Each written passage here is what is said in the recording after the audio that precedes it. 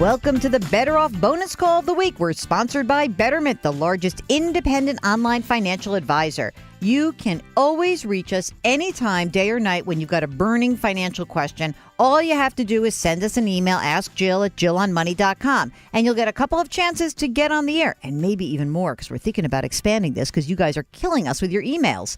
Send us an email. Let us know what's on your mind. Today, we've got Erin from Salt Lake City on the line. Hello, Erin. How are you? Hi, Joe. I'm doing great. All right. Tell me what I can help you with. Thank you for taking my call. Of course. What can I do for you? So I'm wondering about whether it makes sense to convert some of my traditional IRA into a Roth and the tax consequences or benefits Okay, great. of that. So tell me a little bit about yourself. We are retired. Mm-hmm.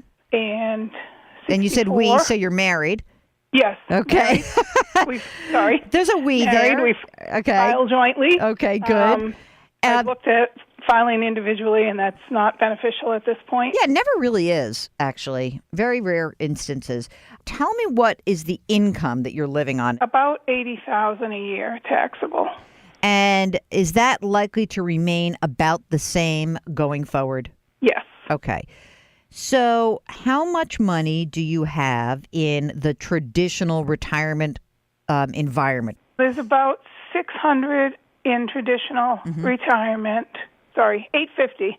$850,000 in traditional retirement. Yep. 1.3 in non-retirement investments. Okay, that's great. Okay, so we have $750 combined in Roth. Great. Okay, fantastic. In terms of the income that you have, that $80,000 a year, Yes. is that enough for you guys to live on? Are you pulling a lot more money out of your retirement account to supplement that, or does that include some money you're pulling? No, we're not using any of it. Oh, fantastic. Okay. You got some kids? You got some grandkids? What's going on that front? No. No. None of the above. I love that. That's why, you know what? That's why you have so much money and you seem very calm. I just heard a funny line the other day on TV. Somebody was, I don't even know what it was. I don't know if it was a commercial, but this guy said, okay, I'll have children when I tire of having free time. And it gave me. That's awesome. So we do support a fair amount of charity. Oh, that's great. Financially. Okay. Which is sort of our goal. And, we've set up our estate Excellent. to support that. Excellent. Now, tell me this. You own a home? Yes. Okay. Any mortgage that it's outstanding? No. You going to plan to stay in this house for a while? Yes, I think so. Oh, you didn't sound happy about that. Well, it's more than we need, but the reality is we know what we have. Okay. So how much is it worth, would you figure? $500,000. Okay, great. Well, okay, here's the good news. Most of the income that you have, married filing jointly, is being taxed at, around 12%. Married filing, right? Okay, so then the next chunk of money is at 22%. And I would suggest that you may want to begin to convert some of this traditional money into Roth, but maybe you don't have to go so fast because, look, the 22% tax bracket goes up to about $165,000.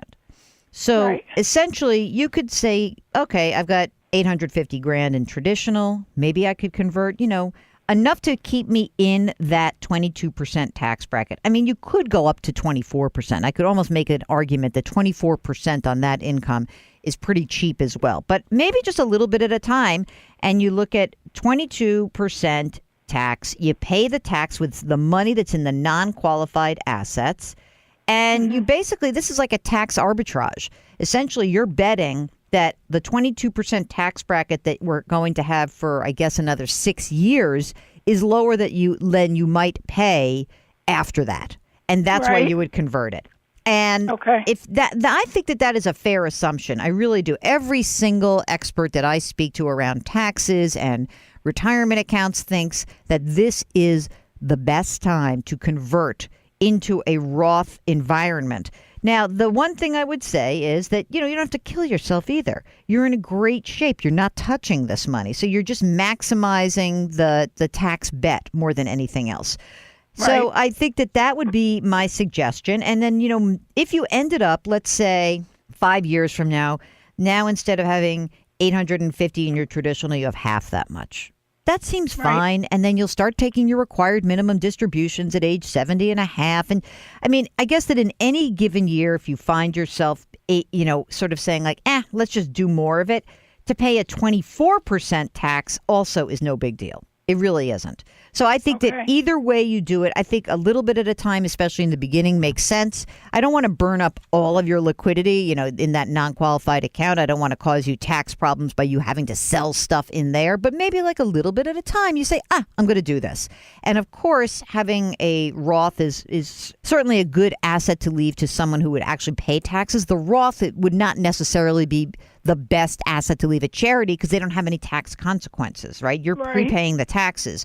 So do you have anyone else you'd be thinking about leaving money to in terms of the down the line non-charitable? Yes. Okay. Yes, we've split it 50% to family. Okay. So those people would be very psyched to get a Roth asset more than any other asset because the tax been paid already. But again, I don't think that you're you don't have to do it all. And especially given your situation, I think it's like a nice thing to do, but I also wouldn't go nutty with it. I think you're in great shape. Keep doing what you're doing. And if you decide that something is going to change or you have some strange tax event that occurs that either Right. has you go down in tax bracket or has you go up in the tax bracket, then you can always choose not to do this. But it's within your control. Go slow. I think you're in great shape. Okay. All right. Great. Good luck. Well, And that's- thanks so much for that confirms calling. what I was hoping. All right. Take care. All right. Bye-bye. Thank you very much, Jill. That's it for the bonus call of the week. If you'd like to get on the air with us, just send us an email. Ask Jill at JillOnMoney.com. We'll arrange to get you on. Talk to you next time.